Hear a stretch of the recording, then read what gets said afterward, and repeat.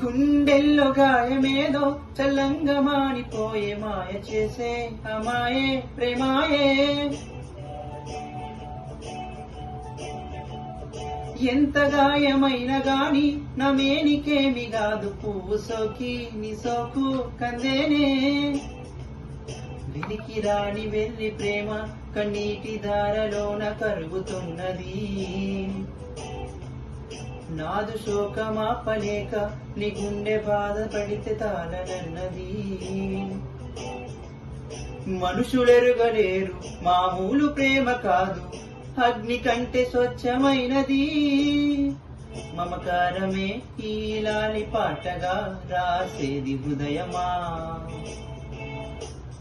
ఉమాదేవిగా శివుని అర్ధ భాగమై నాలోని నిలువుమా.